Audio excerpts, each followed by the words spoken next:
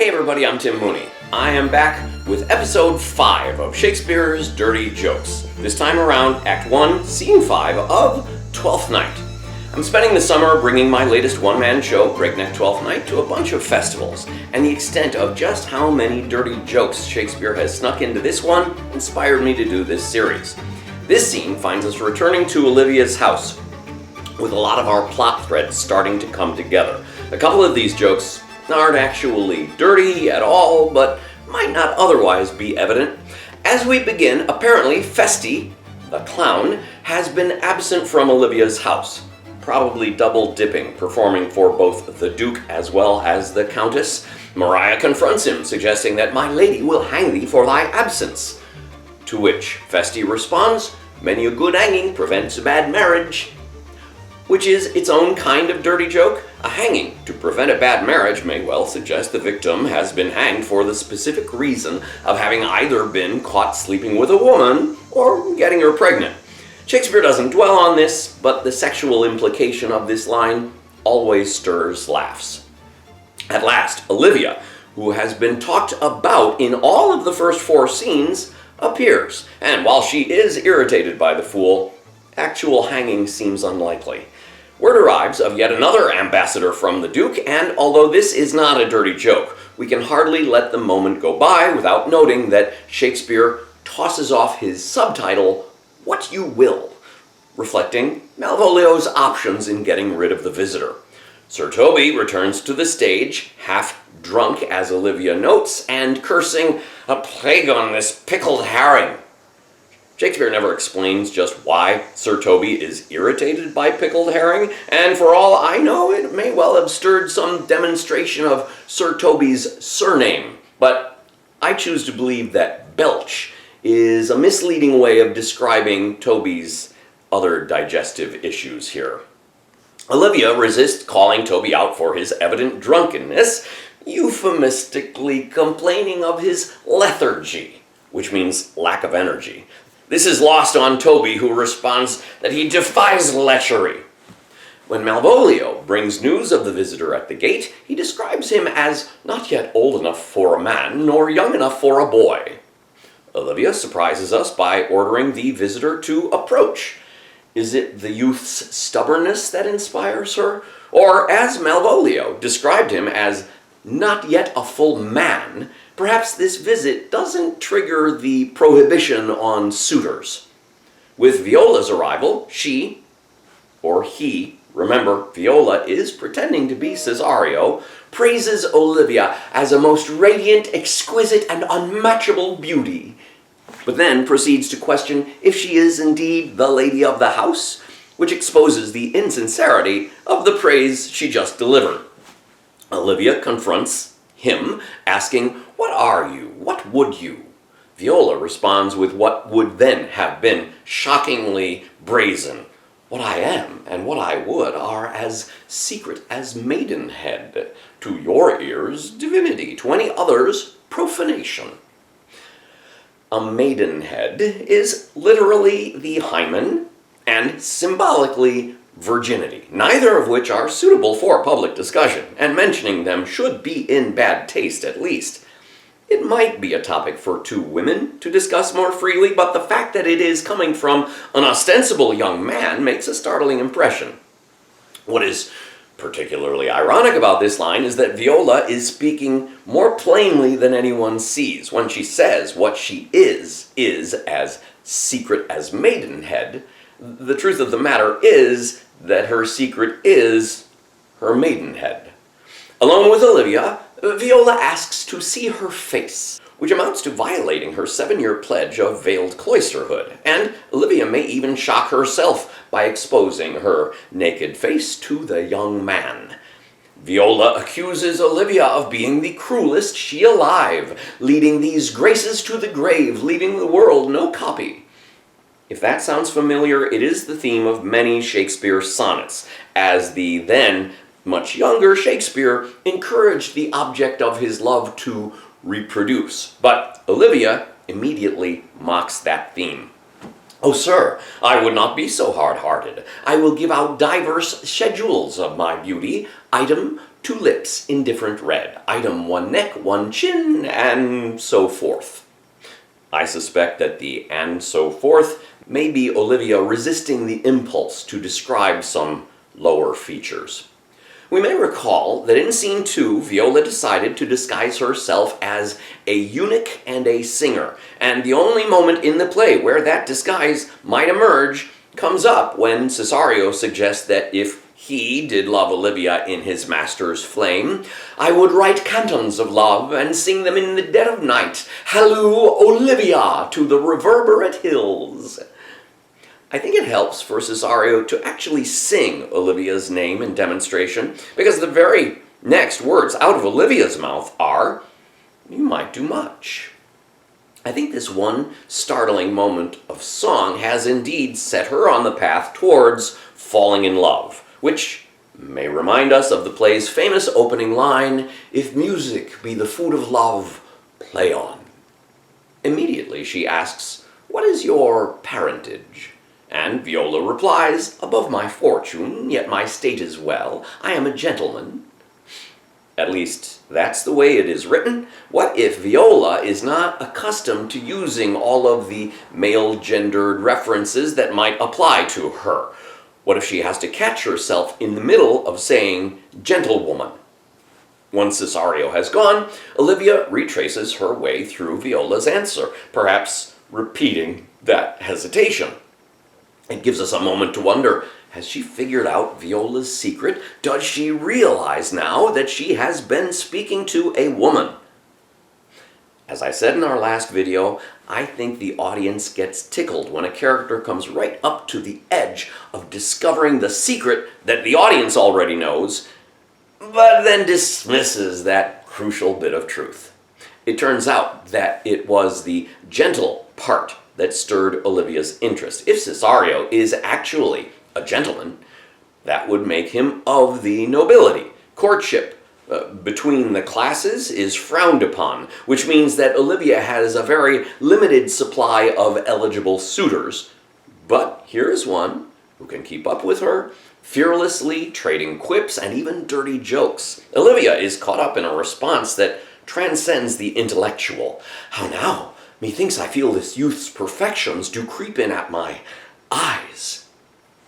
It may well be something lower than Olivia's eyes into which the youth's perfections creep. She calls Malvolio in, taking a ring off of her own hand and declaring it as one that Cesario left behind. Malvolio is to inform the young man that he not flatter with his lord. And yet, she begins that statement strangely. Her first two words are, desire him.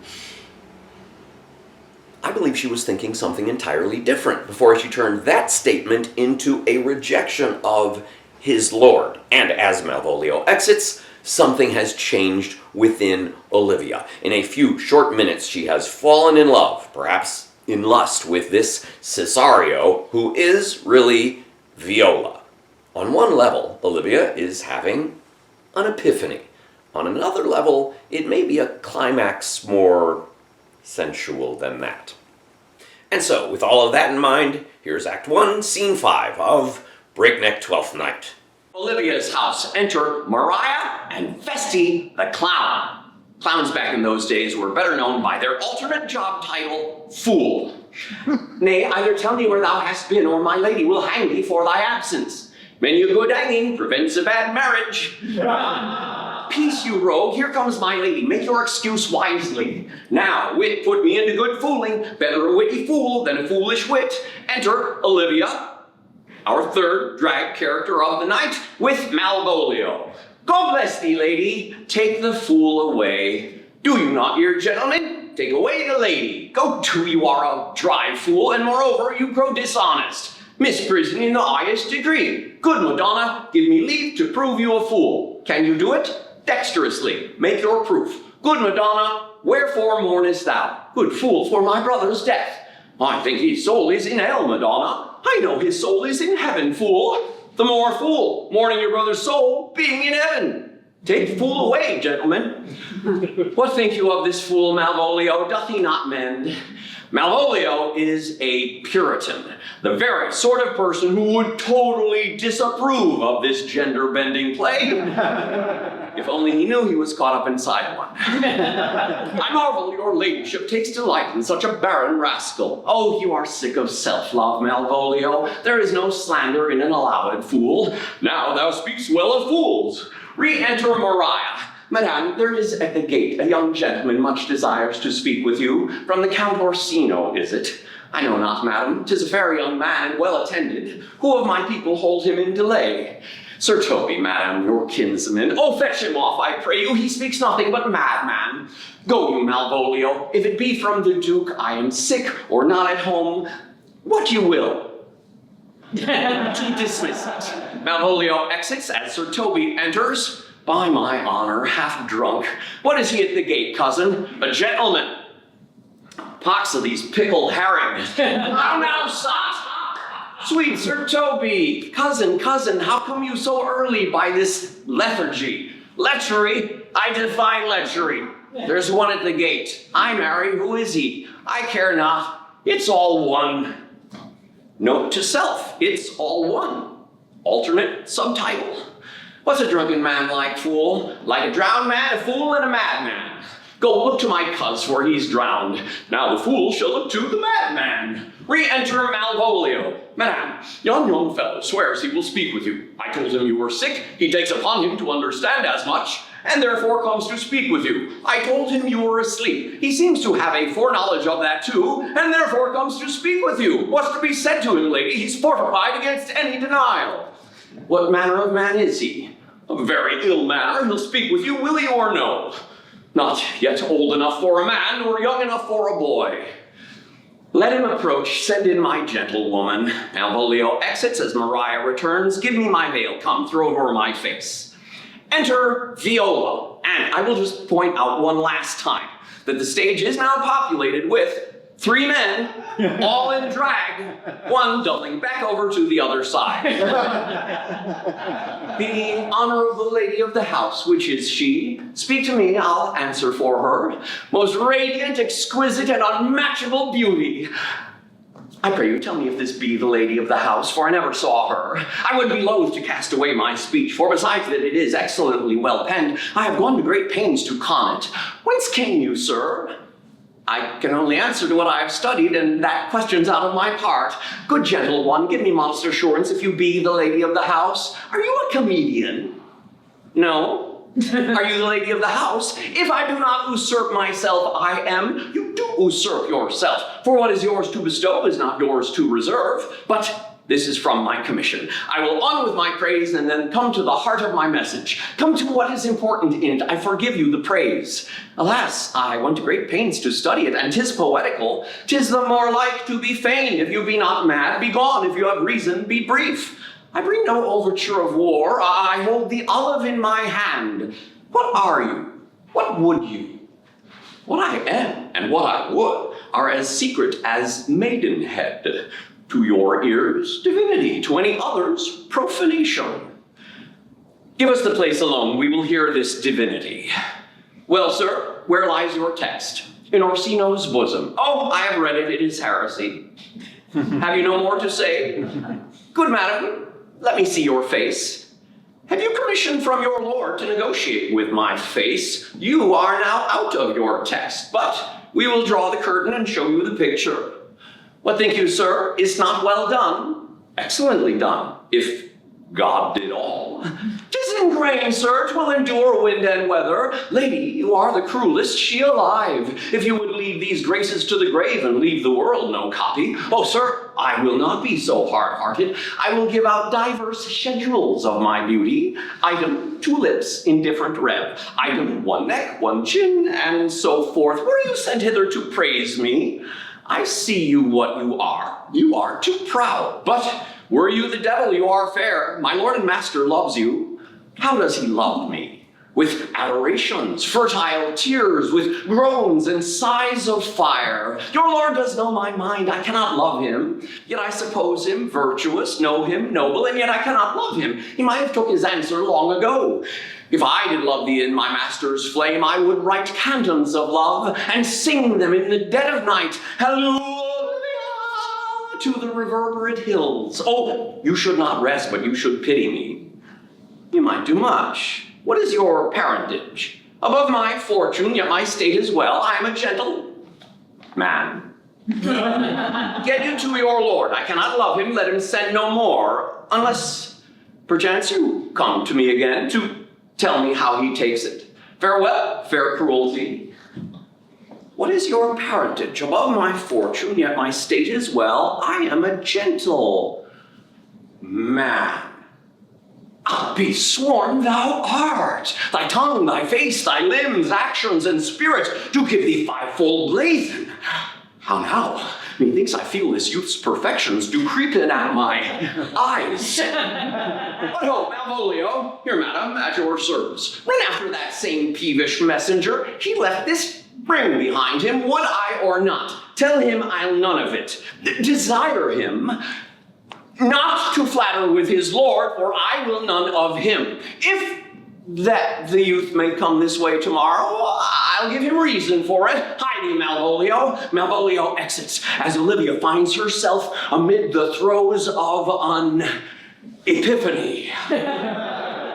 I know not what, and fear to find mine eyes too great a flatterer for my mind. Fate, show thy force, ourselves we do not owe. What is decreed must be, and be this so. So that's Act 1, Scene 5 of Breakneck Twelfth Night. Thanks for hanging in there all the way to the end. Next week we dive into Act 2, so be sure to subscribe to catch that and all those dirty jokes yet to come. Once again, I'm Tim Mooney with the Timothy Mooney Repertory Theater, and I bring these breakneck shows to theaters around the United States. I would love to come and perform for you and your school or group. You can also find my work online at timmooneyRep.com with video versions at breakneckshakespeare.com.